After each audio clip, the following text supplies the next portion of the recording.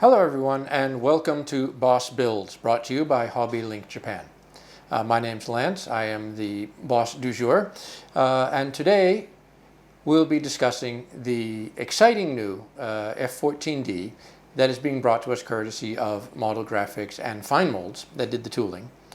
Those of you who watch this may already know that Model Graphix is doing a 3-issue set over the summer. Starting with the July 2015 issue, continuing through the August 2015 issue, and then September 2015 issue. With each issue would have about 1/3 of a brand new tooling of the Grumman F14-D Tomcat in 1/72nd scale. This is the first new F14 in 1/72nd scale by any Japanese maker in at least a good 20 years. The last one I remember was the Hasegawa kit, which is already, some say, getting a little old in the tooth, but it's a very nice kit. Does this kit improve on it? Well, that's what I'm here to show you. And today we'll be starting with the parts from the July 2015 issue, which goes on sale May 25th, 2015 here in Japan, and are what I have here in front of me. We'll start with this sprue, the larger one, which is most of the forward fuselage. Let me bring this up here for the camera. Now, one thing that's apparent when you start looking at these parts is that this kit has been designed by somebody who has a passion for leaving lots of things open. As you can see here on the fuselage, all the avionics and gun bays on the forward fuselage have been left off. They've been molded open, so you can show off all the detail in there. You'll also note the boarding steps here and here are open. Here's all the covers over here for the various panels. Now, I'm going to build this as apparently Suzuki at Fine Molds wanted it built, which is with everything hanging out. But as I go along, I'll also, just for the camera, show you what happens when we push a couple panels into place to see how good they fit. Though I have no doubts they'll fit really, really well. Another thing to note here, some of you may have already caught this open panel right here. Yes, that's right. It has an in-flight refueling probe right down here. There's the probe. That's really something. So you can have the probe out, you could have it put in. Probably not the most realistic option for a flight line to have both the refueling probe out and all the gun bay panels open, but for those of you who like to see the insides of a Tomcat, well, you'll be in heaven with this. Oh, and speaking of the gun, there it is. That's right, there's a whole M61 Vulcan assembly right there. There you can even see the little ammo belt feeding into it right there. Now, one other thing that's interesting about this is the fact that in addition to having the gun bays open, as you can see right here by my hand, there's the radar set. You can pose the radome here open and show off all that nice fancy radar on inside the nose. That's a nice touch. One other thing that I personally find really interesting about this is the canopy frames. Now, especially in 1/72nd scale when you get into kits, a lot of times you just have the clear canopy parts, but no actual frames. Well, here they are. There's the frame that fits inside the clear canopy part, which will give a more three-dimensional feel to it. So if you pose the canopy open, and why not? You've got everything else open, you might as well have the canopy open as well. You'll actually get a sense of the solidity of the frame that's used to keep that canopy closed when you're flying well in excess of Mach 1, because you certainly don't want the canopy coming off at those speeds. Now, one other nice thing about this part that's interesting in terms of the overall kit setup is down here at the other end of the sprue. Yeah, these parts look kind of familiar, don't they? It's like almost a canopy frame.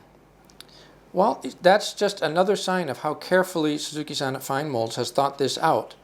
That if you're building the canopy open, obviously you want that frame in there to display it. But if you have the canopy closed, well, then you have to pinch something to get the frame to fit, right? Because there's, you know, the large central console in between the two cockpits. and that's going to get in the way of the frame. Well, no, because what they've very carefully done here, and this is more apparent when we turn this over, this is the frame that's designed if you're going to close the canopy.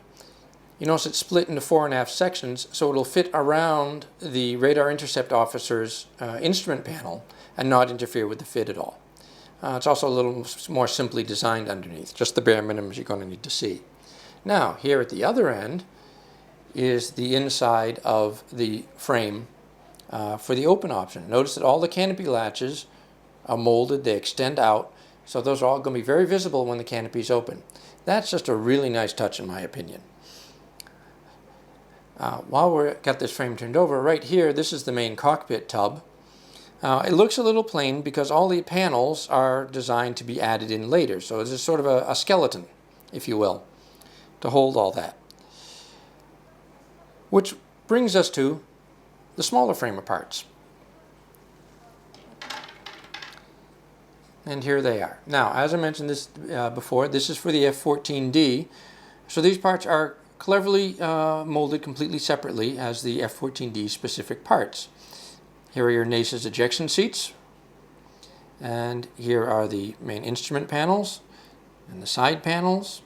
Some very tiny little grips for operating some of the sensors in the rear cockpit.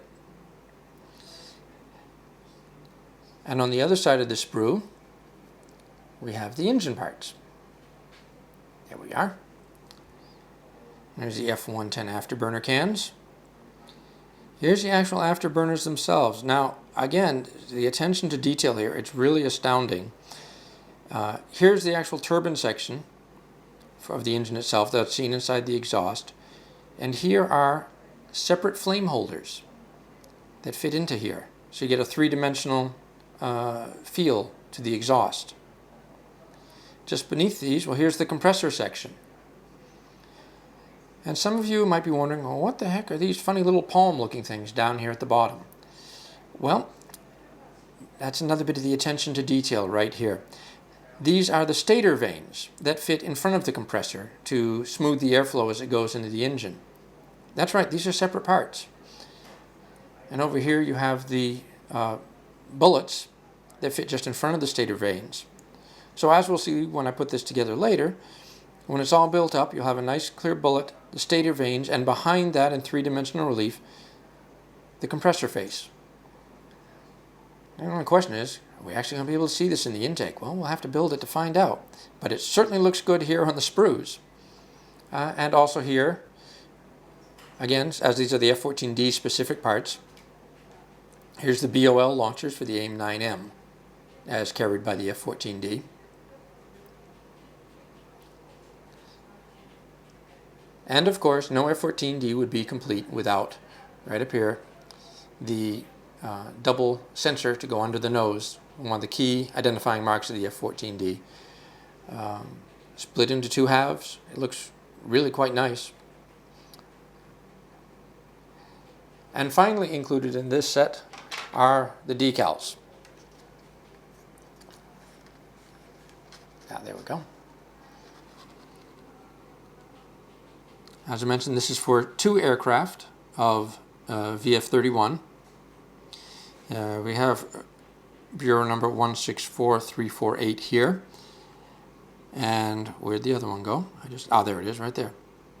164, I'm sorry, is that it? 164800. Both of these are the CAG bird, Commander Air Group bird, hence the colorful markings. You'll also notice here it's got complete decals for all the instrument panels for those of you who like to use them. It certainly simplifies painting. But I have to tell you, the molded parts are really crisp three-dimensional detail. So it'll be a toss-up which looks better, putting the decals on there or just dry brushing and painting the details in the cockpit that way. I don't think you can lose either way. Okay, so now that we've taken a good up-close look at these fantastically detailed parts, the next step obviously is for me to build this bad boy, and that's what I'll do. Okay, well, I'm back after a quick evening's bit of building last night. I took this home. This is all from the July 2015 set, the first issue. I've assembled most of the cockpit, the radar that goes in the nose, and also the nose landing gear well here. The nose landing gear well is, you see here, there's just a couple little parts here and here. This tank, some little box at the back here that's got to glue in. One thing I did notice when building, there's a couple of very tiny ejector pin marks in the back, but I think they'll mostly be covered up by the nose landing gear. Myself, just for my own personal peace of mind, I just carefully put in a little tiny bit of super glue using a nail art beading tool. If you're familiar with those, it's basically looks like a pencil. It's got a little tiny ball on the end. It's designed for applying beadwork and accessories to fingernails for nail art, which makes a great super glue applicator. And the nice thing about super glue is it's self-leveling, so I just very carefully apply a little into these two little tiny depressions in the back here. Let it dry overnight under a coat of paint. That's probably going to be all it's going to need. It's going to have to be all it's need because there's no way you're going to get in there with a filer or sanding tool. So, but I don't think it's anything really worth worrying about. One little thing here on this side of it, in case anybody's wondering, this actually forms the back wall and roof of the Vulcan cannon bay when it's installed into the nose, which is why, unlike most Tomcat kits, there's just all this detail on the outside of the nose gear well that is actually going to be visible once it's all assembled.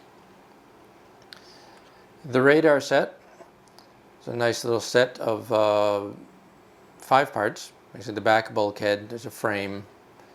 See if I can turn this, maybe the camera can see. That's focused. The mechanism in here and the main antenna. Looks quite nice, fell together beautifully, and that'll all be visible under the radome, which will be posed open. And of course the cockpit, right here.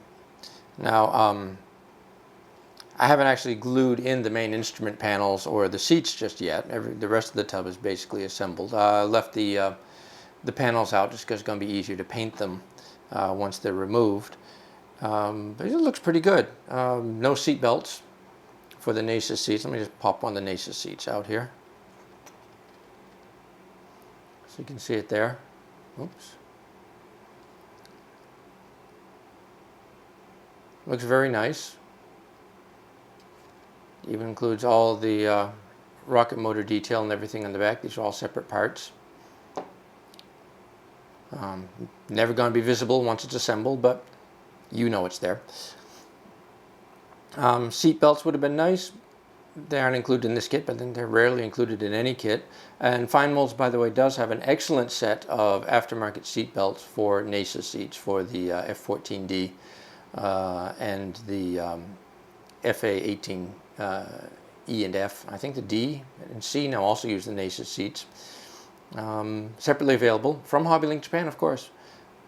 It looks to be an excellent set. Don't happen to have any in stock right now, or I would have stuck some belts on this as well. Now the main cockpit tub here. Turn this, you can see some of the detail. It's very nice. As I mentioned, I've not actually glued the panels in yet. There's the pilot's panel right there. Really nice detail. I mentioned previously there are decals for all of the panels. With this kind of 3D relief, though, that's going to be actually kind of tricky to get the fat fingers to get the decal to sit on all that detail. So I think painting and dry brushing is probably going to be best if you really want to go with all the decals. And they are printed very nice. I think you probably actually want to file or sand off some of this detail to give you a flat surface to work with to get the decal to sit down better. And the main tub here, very nicely detailed. It is correct for the F14D, and down the back there's a separate little grip right here. If I remember correctly, this is for the for Smart Bomb, the laser designator that was added to the F14D. There's your radar scope control stick here. All these panels are separate parts that glue to the main frame. The front cockpit is even a good representation of the throttle assembly. Very nice looking control stick. It's one of the better ones I've seen in 1/72nd scale for a Tomcat. The rear bulkheads of each bit, very nicely detailed. There's just a huge mess of circuit breakers in the back cockpit here. Really nice looking. And if I can get down so you can see this here, hopefully you can see this. They've even included as separate parts the little footrests in here for the radar intercept officer. Of course, the pilot's rudder pedals are included in the front as separate pieces. You might notice a little glint of light there. Again, there were some very small ejector pin marks in here around the foot trough area. Again, I just took a beading applicator, put in a little bit of super glue, let it level itself out. That should look fine under a coat of paint. And honestly, once this is all put together, with the instrument panel here and the seat filling this hole here, it's going to be really difficult to see in there anyway. So I don't think those minor little marks are any problem whatsoever. And also bear in mind, this is going to be set inside the fuselage, and then there's going to be a frame over the top for the canopy rails and all, which is going to further limit the number of angles you can actually see into this end. So even with all that, this detail is still going to be somewhat visible, but little things in the back here, minor ejector pin marks, I'm not going to worry about them. They're going to be fine. And that's the cockpit.